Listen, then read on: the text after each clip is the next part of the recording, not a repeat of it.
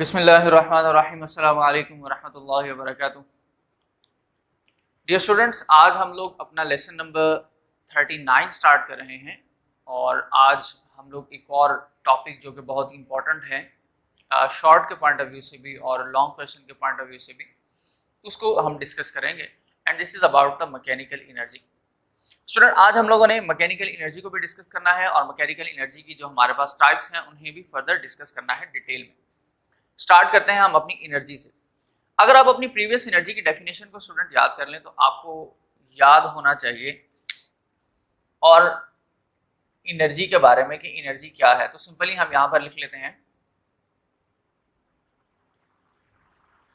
Ability to do work, काम को करने की सलाहियत। किसी भी तरह से काम किया जा सकता है।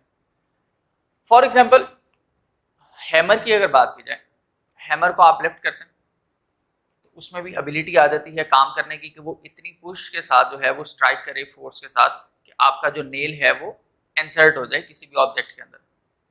इसी तरह आप अगर जो है फॉर एग्जाम्पल कार ड्राइव कर रहे हैं तो कार ड्राइव करते करते उसमें जब वेलोसिटी की वजह से मोमेंटम प्रोड्यूस होता है तो आप वो कोलिजन के लिए भी हेल्पफुल है। ठीक है, कोलिजन के वक्त जो है वो आपके पास बहुत ज़्यादा एनर्जी है तो वो आप उसको यूटिलाइज कर सकते हैं। तो इस तरह के डिफरेंट पर्पसेस और डिफरेंट चीज़ों के अंदर हम लोग जो है वो इस एनर्जी को जो है वो यूज़ करते हैं। लेकिन जब हमने फॉर्म्स ऑफ एनर्जी की बात की थी तो हमारे पास मोस्टली तकरीबन 7 to 8 डिस्कशंस के अंदर आई थी, लेकिन उनमें से जो हमारी पहली टाइप थी स्टूडेंट वो थी मैकेनिकल एनर्जी।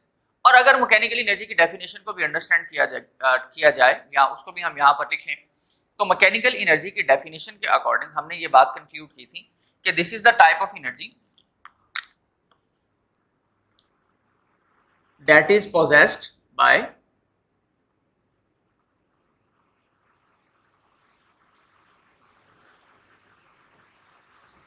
बोथ मोशन और इट्स पोजीशन और चेंज ऑफ मोशन और चेंज ऑफ पोजीशन। तो हम इस तरह से अपनी मैकेनिकल एनर्जी की डेफिनेशन को डिस्क्राइब करते थे। लेकिन स्टूडेंट अब आपने ये भी याद रखना है कि मैकेनिकल एनर्जी की फर्दर 2 टाइप्स हैं जिनको हमने क्लासिफाई करना है। जब हम इसकी फर्दर क्लासिफिकेशन पे आते हैं स्टूडेंट तो मैकेनिकल एनर्जी की 2 टाइप्स हमारे पास आती हैं। The number 1 is kinetic energy and second one is potential energy.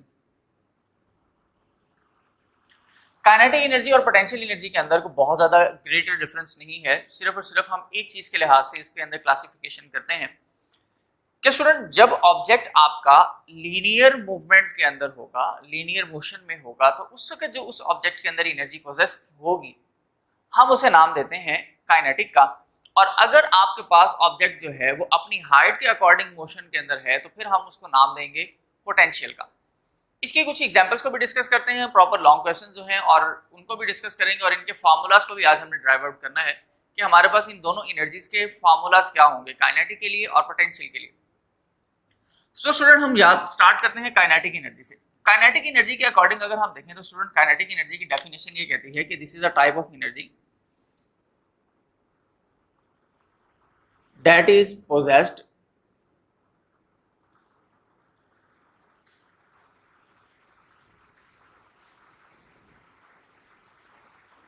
by an object or a body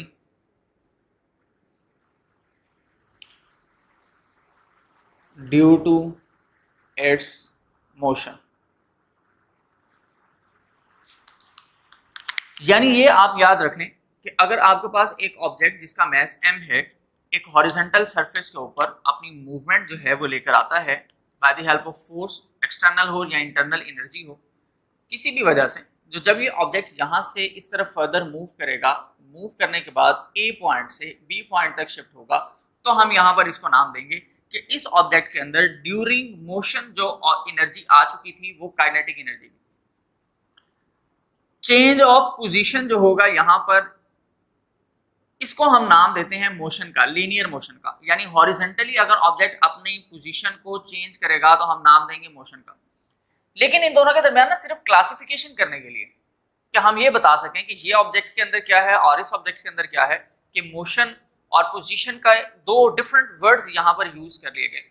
normally हमारे पास जब ऑब्जेक्ट अपनी पोजीशन चेंज कर रहा होता है तो मोशन तो उसमें तब भी होती है। इसी तरह अगर ऑब्जेक्ट यहाँ से यहाँ तक मूव कर रहा है तो यहाँ पर उसकी पोजीशन की चेंज भी है। लेकिन क्या है कि हमने ये जो दो वर्ड की क्लासिफिकेशन की है वो सिर्फ और सिर्फ इनके दरमियान डिफरेंस करने के लिए की है, अदरवाइज कोई प्रॉपर डिफरेंस जो है वो पोजीशन का मोशन के साथ नहीं है। और यहां पर अगर हम स्टूडेंट इसकी डेफिनेशन भी लिख लें पोटेंशियल एनर्जी की, तो पोटेंशियल एनर्जी की डेफिनेशन हमें ये कहती है this is energy that is possessed bye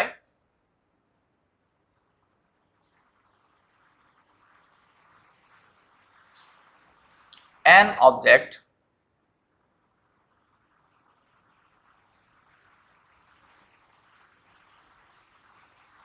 due to its position. तो दोनों में सिर्फ और सिर्फ डिफरेंस करने के लिए डेफिनेशन का हमने ये वर्ड चेंज किया। अगर मोशन की वजह से कोई एनर्जी पोजेस होगी तो हम कहेंगे काइनेटिक है, अगर आपके पास पोजीशन की वजह से कोई चेंज आता है तो हम उसको नाम देंगे स्टूडेंट पोटेंशियल एनर्जी का। अच्छा, क्योंकि ये दोनों काइनेटिक और पोटेंशियल हमारे पास टाइप्स थी हमारी मैकेनिकल एनर्जी की, तो मैकेनिकल एनर्जी की ये जो दो टाइप्स थी इसके लिए हमने मैकेनिकल एनर्जी के अंदर ये बात डिस्क्राइब की थी कि energy possessed by both due to its motion और इट्स पोजीशन, यानी मोशन की वजह से भी और पोजीशन की वजह से भी अगर दोनों कंबाइन में आ जाती हैं, ये दोनों में से कोई भी हो तो हम उसको मैकेनिकल का नाम भी दे सकते हैं। इसकी एक कंक्लूजन हम और भी यहाँ से फाइंड आउट कर सकते हैं और वो ये है कि काइनेटिक एनर्जी के पास भी एबिलिटी है मैकेनिकल वर्क करने की और इसी तरह से पोटेंशियल के पास भी एबिलिटी है मैकेनिकल वर्क करने के लिए। यहां पर इसकी डायग्राम को अगर शो कर लिया जाए तो स्टूडेंट फॉर एग्जांपल आप ये अंडरस्टैंड कर लें कि आपके पास एक ट्री है और इस ट्री के ऊपर डिफरेंट एप्पल्स हैं जैसे कि न्यूटन ने कंसीडर किया था। तो फॉर एग्जांपल कोई भी एक एप्पल जो है वो यहां से आपके पास नीचे की तरफ फॉल करता है, तो स्टूडेंट अगर ये एप्पल जो है यहां से नीचे की तरफ फॉल करेगा तो क्यों फॉल करेगा student? Just because of gravitational force. Gravitational force इस ऑब्जेक्ट के पास मैस भी है तो इसका मतलब कि फोर्स लगेगी इसके वेट के अकॉर्डिंग। अब ये पॉइंट भी हमने याद रखना है। दूसरे नंबर पे हम ये कह लेते हैं कि ये हमारे पास ए पॉइंट है और ये जो हमारी हॉरिजॉन्टल सरफेस है this is the point B. तो अब ये देखें कि ऑब्जेक्ट जो है वो यहां से ट्रेवल करता करता नीचे आकर यहां पर गिरता है फॉर एग्जाम्पल। तो अब जो आपके पास ये ऑब्जेक्ट ने अपनी हाइट इसके पास ऑलरेडी थी और उसने हाइट को कवर किया, हाइट के डिस्टेंस को कवर किया, तो यहां पर इसके पास हम कहेंगे कि this is now change of position, this is vertical and this is horizontal.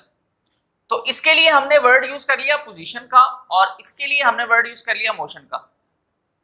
तो इसका मतलब ये है कि अब जब भी कोई भी चीज आपको आसानी से क्लासिफाई हो जानी चाहिए कि जब मोशन होगी हमारे पास हॉरिजॉन्टल तो कौन सी एनर्जी होगी? काइनेटिक। और अगर हमारे पास हाइट का चेंज आएगा तो फिर कौन सी एनर्जी होगी?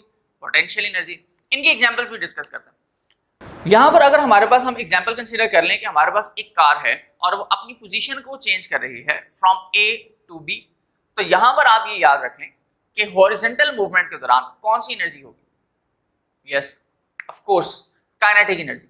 इसी तरह अगर आप ये देखें कि आपने हैमर लिफ्ट किया है हिट करने के लिए, तो ऑब्जेक्ट की मूवमेंट कुछ इस तरह से है अप एंड डाउन, तो ये इसकी हाइट का चेंज आ रहा है यानी चेंज ऑफ पोजीशन। तो यहां पर एनर्जी कौन सी होगी? Potential energy. इसी तरह स्टूडेंट ये भी याद रखें कि अगर आपने किसी हाइट पर वाटर को यानी कि डैम के अंदर आपने वाटर स्टोर किया है ऊपर हाइट पर, तो अब इस वक्त जो ऑब्जेक्ट की मूवमेंट है उसके अंदर अगर तो वो स्टोर्ड है पहले से ही, तो उसके अंदर काइनेटिक पोटेंशियल एनर्जी भी हो सकती है क्योंकि वो हाइट पर भी है और रुका हुआ भी है। लेकिन अगर जो है वो हम उस ऑब्जेक्ट को फ्लो करवाना शुरू कर दें एक हाइट से, तो हाइट के चेंज की वजह से उसके अंदर जो है वो पोटेंशियल एनर्जी होगी और जैसे ही वो लीनियर स्ट्राइक पर आएगा या हॉरिजॉन्टल सरफेस पर आएगा तो उसके अंदर पोटेंशियल एनर्जी आ जाएगी। तो इस तरह से डिफरेंट एनर्जीज की ये चेंजेस हैं जिनको हम लोग डिस्कस करते हैं। तो टू हमारे पास बेसिक टाइप आती है मैकेनिकल की, और मैकेनिकल एनर्जी हमेशा हमारे लिए हेल्पफुल होती है किसी भी वर्क को करने के लिए। तो स्टूडेंट यहां पर अगर हम इस चीज को भी अंडरस्टैंड कर लें कि हमारे पास काइनेटिक और पोटेंशियल का डिफरेंस क्या था, तो हमने ये आसानी से क्लासिफाई किया कि energy that is possessed by an object due to its motion is called kinetic energy and due to its position is called potential energy. तो सबसे पहले नंबर पे आपको बड़ा डिफरेंस आ गया डेफिनेशन के अकॉर्डिंग। एक्सप्लेनेशन भी हमने थोड़ी थोड़ी साथ साथ डिस्कस कर ली है। एक्सप्लेनेशन में मैंने आपके साथ ये बात शेयर कर ली कि जब भी आपके पास ऑब्जेक्ट लीनियर मूवमेंट के अंदर आता है तो इसमें हमारे पास एनर्जी आ जाती है, एबिलिटी आ जाती है वर्क करने की। फॉर एग्जांपल, अगर यहां पर आप देखें कि ऑब्जेक्ट जो है वो मूव कर रहा हो और सरफेस हमारी थोड़ी सी रफ हो स्टूडेंट, तो रफ सरफेस की वजह से हमारे पास यहां पर फ्रिक्शन क्रिएट हो जाती है। तो जब ये फ्रिक्शन क्रिएट होगी तो फ्रिक्शन तो हमारे ऑब्जेक्ट को रोकने की कोशिश करेगा, लेकिन हमारा ऑब्जेक्ट कॉन्टिन्यूअसली फ्रिक्शन के अगेंस्ट वर्क करते हुए मूव करना शुरू कर देता है। अब यहां पर चेंज क्या है कि हमारे पास या इस ऑब्जेक्ट के अंदर ऐसी एनर्जी आ चुकी थी जिसकी वजह से इसने फ्रिक्शन के अगेंस्ट वर्क किया और फ्रिक्शन को खत्म किया, और तब तक ये चलता रहा। लेकिन जैसे ही इसकी एनर्जी यूज होती चली गई और आहिस्ता आहिस्ता एनर्जी वीक होना शुरू हो गई, तो अब फ्रिक्शन की एनर्जी बढ़ गई, यानी फ्रिक्शन की वर्किंग बढ़ गई। तो जब फ्रिक्शनल फोर्स हमारे पास इंक्रीज हुई तो उसकी वजह से क्या हुआ कि फ्रिक्शनल फोर्स के इंक्रीज होने से हमारी एनर्जी कम होती चली गई और हमारा एक्सीलरेशन नेगेटिव होना शुरू हो गया, आहिस्ता आहिस्ता कम होना शुरू हो गया, जिसे हम रिटार्डेशन का नाम भी देते हैं।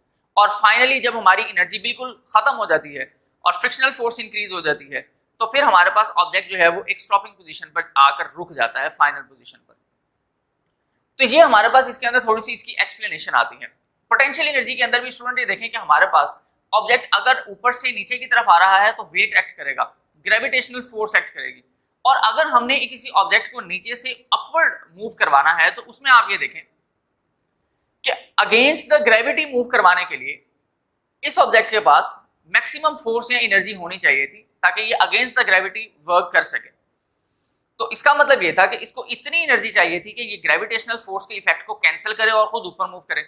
लेकिन कब तक? जब तक कि इसके पास एनर्जी है तब तक तो ये मूव ऊपर करता रहेगा, लेकिन जैसे जैसे ग्रेविटेशनल फोर्स इसके इफेक्ट को आहिस्ता आहिस्ता वीक करना शुरू कर देगी तो हमारे पास एनर्जी जो है पोटेंशियल वो कमजोर होना शुरू हो जाती है और मैक्सिमम हाइट पे जाकर फिर हमारे पास क्या होता है, जो वर्क डन होता है वो अगेंस्ट द ग्रेविटी होना शुरू हो जाता है और मैक्सिमम हाइट पे जाकर हमारी पोटेंशियल एनर्जी भी मैक्सिमम होती है। इसलिए ये भी पॉइंट्स आप यहाँ पर याद रख सकते हैं कि फॉर एग्जाम्पल इस पोजीशन पे हॉरिजॉन्टल पे हमारे पास काइनेटिक एनर्जी जो है वो ऑब्जेक्ट की मैक्सिमम है और पोटेंशियल एनर्जी लीनियर मूवमेंट के अंदर 0 होगी।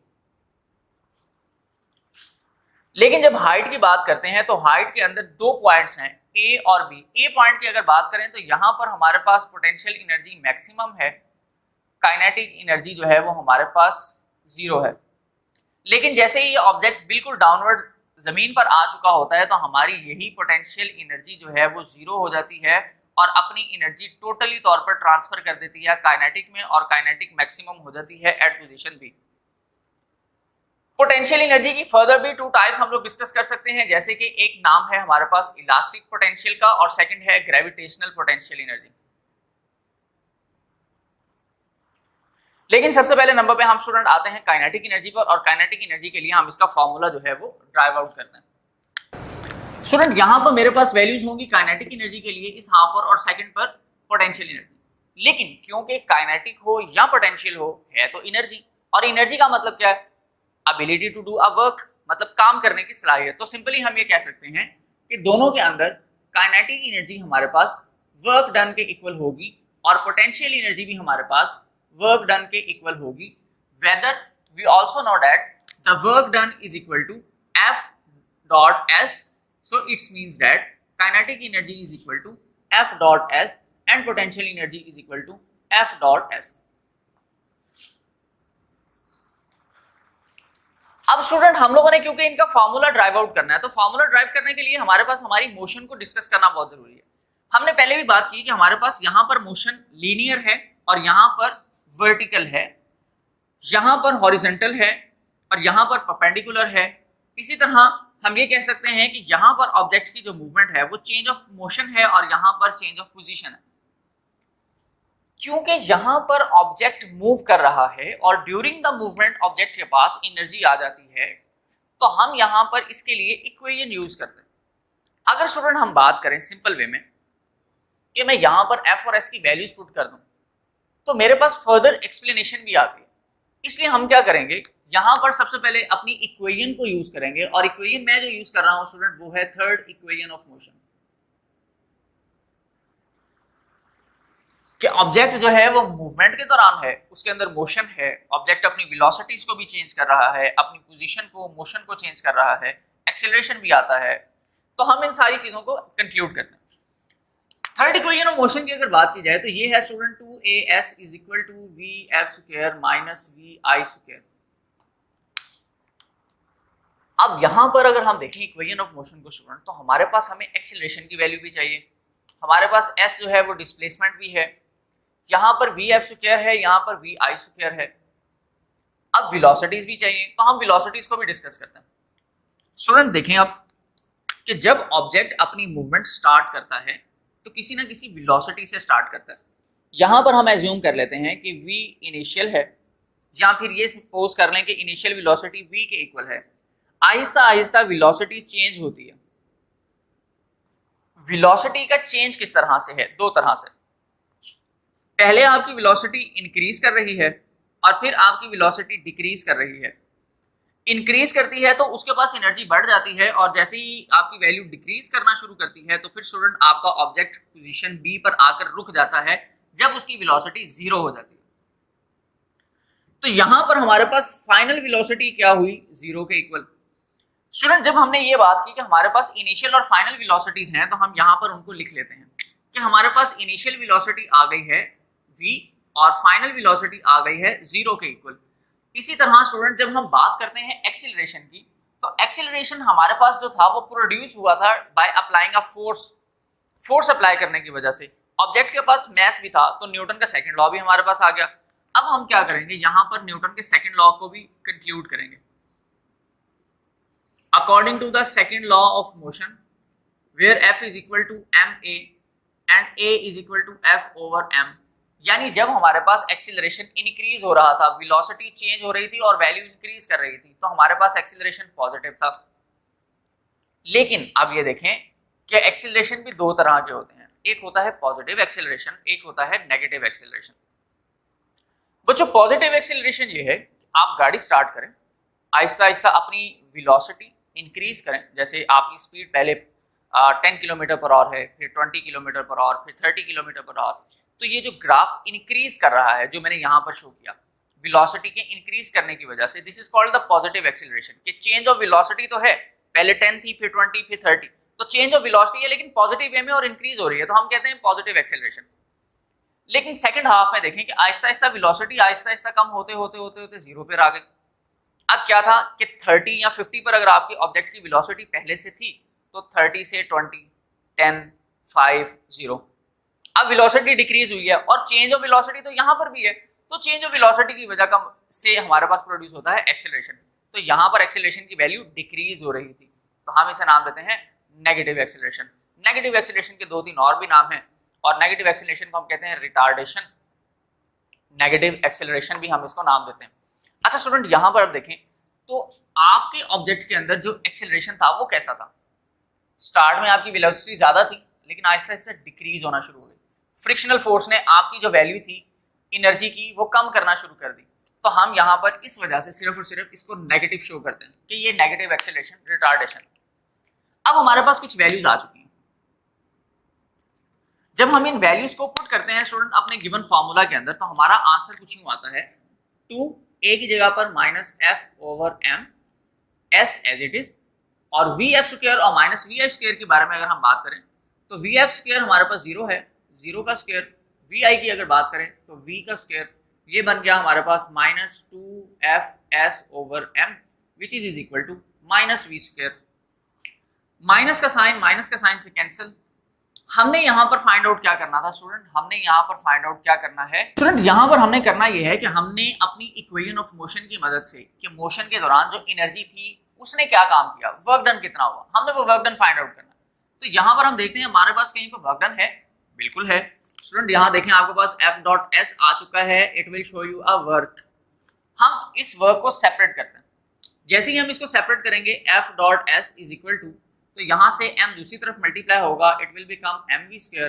2 यहाँ मल्टीप्लाई है, दूसरी तरफ जाकर डिवाइड होगा and it will become this. अब स्टूडेंट f.s किसके इक्वल था? ऊपर वर्क डन के इक्वल था, और वर्क डन किसके इक्वल था? काइनेटिक एनर्जी के। तो हम यूं लिख सकते हैं work done is equal to mv square over 2। और वर्क डन काइनेटिक एनर्जी के इक्वल था, तो kinetic energy is equal to mv²/2। आपकी बुक के अंदर इसको थोड़ा सा चेंज करके लिखा हुआ है। चेंज किस तरह से किया गया है स्टूडेंट? काइनेटिक एनर्जी को इस तरह से लिखा गया है 1/2 यानी ½ mv²। तो इन दोनों में कोई डिफरेंस नहीं है। अगर mv² को मल्टीप्लाई किया जाए 1/2 के साथ, तो स्टूडेंट ये न्यूमरेटर में ही मल्टीप्लाई होता है, डिनोमिनेटर में मल्टीप्लाई नहीं होता। तो इसलिए हमारे पास ये हमारा फाइनल आंसर रहता है, ये भी और ये भी, आप दोनों में से कोई भी यूज कर सकते हैं। तो ये आपके पास फाइनली आपका फॉर्मूला आ गया काइनेटिक एनर्जी का। और एक और बात याद रखिएगा कि यहां पर फॉर्मूला है तो यूनिट क्या होगा स्टूडेंट? एनर्जी की कोई भी टाइप हो, कोई भी फॉर्म हो, फॉर एग्जांपल एनर्जी खुद है तो इसका यूनिट होगा जाउल, मैकेनिकल एनर्जी है जाउल, काइनेटिक एनर्जी है जाउल, पोटेंशियल एनर्जी है joule, electrical energy, sound energy, कोई भी हो जाउल का वर्ड हम यूज करेंगे अगर एनर्जी है तो। Is it clear? अच्छा, ये हमारे पास फार्मूला आ गया काइनेटिक एनर्जी का। हम चलते हैं पोटेंशियल एनर्जी के फार्मूले पे। पोटेंशियल एनर्जी के अंदर भी तो हमारे पास F और S चाहिए था। यहां पर हमारे पास लीनियर मोशन तो है ही नहीं ऑब्जेक्ट की, वर्टिकल मोशन है। अब जब लीनियर मोशन नहीं है तो इक्वेशन ऑफ मोशन यूज नहीं करेंगे। वर्टिकल मोशन के दौरान हमारे पास होगा क्या? फोर्स कौन सी लगती है स्टूडेंट? यहां पर जो हमारे पास फोर्स लगती है ना, वो ये ma वाली नहीं लगती। यहां पर फोर्स हमारे पास होती है वेट वाली m.g, जो कि ग्रेविटेशनल फोर्स ने लगाई थी। और यहां पर s जो है वो क्या है स्टूडेंट? s का मतलब होता है डिस्टेंस या डिस्प्लेसमेंट। तो यहां पर जो ऑब्जेक्ट का डिस्प्लेसमेंट था वो इन अ फॉर्म ऑफ हाइट था, a से b तक। तो यहां पर हम इसको s को लिखेंगे हाइट। तो स्टूडेंट यहां पर फिर हमारे फॉर्मूले में अगर वैल्यूज पुट की जाए, potential energy is equal to F.S, F is equal to mg और S is equal to h, तो फाइनली हमारे पास हमारा आंसर आ जाता है potential energy is equal to mgh and both having a unit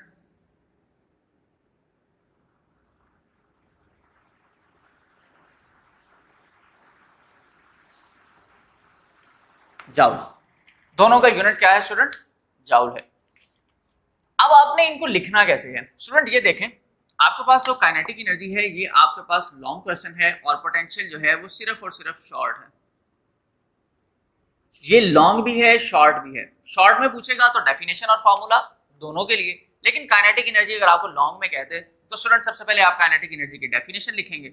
लेकिन इसको भी डिफाइन करने से पहले आपको ये डेफिनेशंस भी लिखने की जरूरत पड़ सकती है ताकि एक अच्छा इंप्रेशन शो हो जाए। फिर आप अपनी डायग्राम बनाते हैं। डायग्राम की जो मूवमेंट है ऑब्जेक्ट की by the help of force, आप इसको डिस्कस करते हैं। यहां पर आपने फोर्स अप्लाई की, ऑब्जेक्ट के पास मास था, अपना मोशन की वजह से एक्सेलरेशन प्रोड्यूस हुआ, चेंज ऑफ पोजीशन की वजह से डिस्प्लेसमेंट आया, displacement with respect to time था तो वेलोसिटी भी आ गई, स्पीड आ गई। जब स्पीड आपकी यहाँ पर चेंज होना शुरू हो गई तो स्पीड चेंज होने की वजह से आपके पास एक्सेलरेशन भी आ गया। एक्सेलरेशन पॉजिटिव है, लेकिन यहाँ पर एक्सेलरेशन पॉजिटिव होने की वजह से काइनेटिक एनर्जी भी आ गई क्योंकि चेंज ऑफ मोशन है। लेकिन अब फाइनल क्या हुआ कि हमारे पास फ्रिक्शनल फोर्स भी थी सरफेस की, उसकी वजह से एनर्जी डिक्रीज हुई, एक्सेलरेशन डिक्रीज हुआ, तो हमने कहा कि हमारे पास नेगेटिव एक्सेलरेशन आया जिसकी वजह से एनर्जी खत्म हुई और ऑब्जेक्ट रुक गया। तो ये एक्सप्लेनेशन आप एक्सप्लेन करेंगे, मैथमेटिकल डेरिवेशन की आप ये फार्मूला ड्राइव आउट करेंगे और यही डायग्राम आप साथ में ड्रॉ कर देंगे, तो आपका लॉन्ग क्वेश्चन कंप्लीट हो जाएगा। उम्मीद है आपको ये आपका लॉन्ग क्वेश्चन समझ आ चुका होगा। नेक्स्ट लेक्चर तक के लिए इजाज़त, अल्लाह हाफ़िज़।